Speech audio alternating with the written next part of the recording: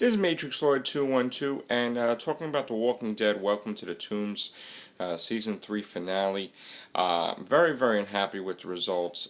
Coming from a writer's perspective, I write 10 books. I'm not an expert on TV episodes writing, but, I can explain some things about how they do things, and then I'm going to explain why the heck they do things. If you look at the deaths of some of the characters, this is fantasy. This is not reality. So, they write it, but they make it really, really interesting. And they built up just about so many different deaths in The Walking Dead where it held meaning. Shane's death held meaning. Dale's death held meaning. Laurie's death held meaning. And to just kill off Andrea like that, when she had went through so much, is a cop-out and is ridiculous. And the reason why they did this is because the guy was leaving as showrunner, and he really didn't care about doing a fantastic episode, leaving it off to the next guy. And this is really politics, because when someone leaves a job or is going to leave a job, they leave their position sometimes, 99% of the times, in the worst position. They leave it in the worst case, so the other person has to deal with the crap and the mess that they created. It could be anger towards their bosses, it could be anger towards AMC, but that's what I feel is going on. I mean, I went through that in retail, and this is what I feel is going on. I felt that he purposely did a terrible episode, so that way this guy had to clean up the mess that takes over. I thought that Andrea's death was disgusting, disgrace. I mean, even if she freed one hand, we've seen in The Walking Dead where these guys were tied up and everything, and they were able to survive. So because of the survival instincts, even to free one hand, and plus that guy wasn't even like, he was just regular. I mean, he wasn't even built, he wasn't even anything. To believe that she got bit on the neck was absolutely absurd. Okay, and yeah, I know they wanted to have the moment where she was talking to Rick and justifying her actions and telling how much she loved the group and all that. But let me tell you something: the episode last week with Merle would have been a season ender right there. Okay, and they totally, built up for 16 episodes a war with Rick and the governor, where you thought they were going to come head to head. One of them was going to die.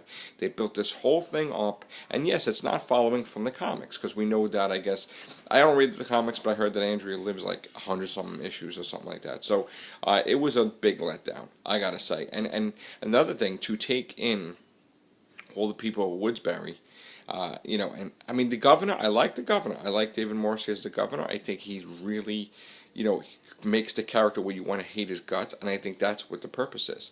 But I do believe that this was a bad written episode. It was the first time I watched The Walking Dead where I was like let down. I thought it was terrible. And you know what? If you think about the whole season had like fillers and stuff. I mean, it was good, because but still, it wasn't great. It wasn't great like when they were on the farm. It wasn't great like Series 1. It wasn't great like that. I mean, we had some great moments, but it wasn't like absolutely over the top. Some of the fillers were just like, I mean, they weren't bad. I'm not going to say I liked Prey. I liked that was good, but the whole thing with Rick sitting down with the governor talking him to death, that was like, oh, okay. But now, the thing that I like change in Walking Dead, and to be in the prison for 16 more episodes, going to war with a new crazy governor with no people, where he's even more dangerous. You know what? We want change. I mean, for them to stay in the prison another 16 episodes, that'll probably mean why it's not commissioned to Series 5, because probably get canceled. I mean, I'm gonna tell you right now. I'm gonna put it out there. I think that I would say about 85% of Walking Dead fans are pissed off with the finale. And Dr. Freedom is a big, huge Walking Dead fan, but I have to say, coming from my perspective as a writer, that this was a poorly written episode. You write with the intent of you building up these characters, and they're going to die, and you got to build up a massive ending for them, like Shane, like Laurie, and then you do something with Andrea, which was not believable in any way, shape, or form. She was in the woods. She survived the farm with I don't know how many walkers until she bumped into Michonne. And you mean to tell me that with one arm free, she can't take those pliers and stab him in the eye or something like that? That is not believable. It's called screwing over the next showrunner and leaving a bad episode. Okay, it honestly, I'm gonna say right now, it was so freaking bad that I would start off season 4 where Rick wakes up from a dream and they have to go to war with Woodsbury, because I would just waste a dream thing like they did in Dallas and other things, just because it was that bad of a last episode. I would say totally terrible, totally god awful. I'm gonna say it was god awful. I mean, don't get me wrong, the greatest moments was with the governor, where he shot his own people, and you saw, oh my God, he don't care about anything, and his own people were scared. Where the guy was hiding behind the truck, that was classic, and the other guy was looking at him like, "Are you gonna shoot me?" But the episode overall, like Rick, you know what? I know that they're deviating from the comic, and it's not like the comics. Then you know what?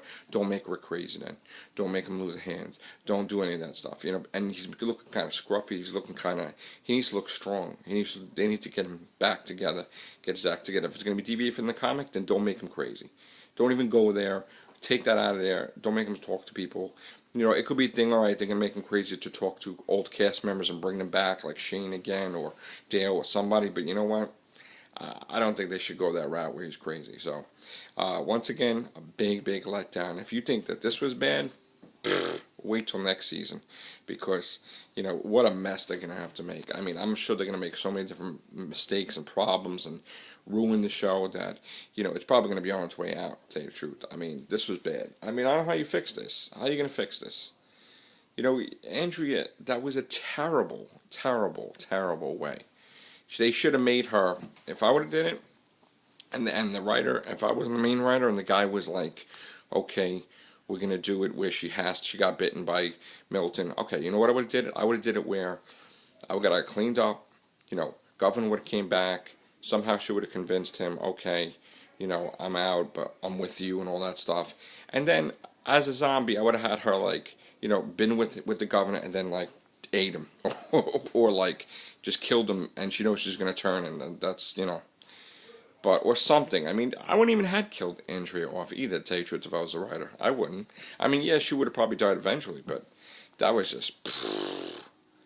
You know how horrible that was? That was bad. You know what? I want fans to take a vote on that. I want them to take a vote if you think Andrea should have died in that episode. Alright, take care. Bye for now.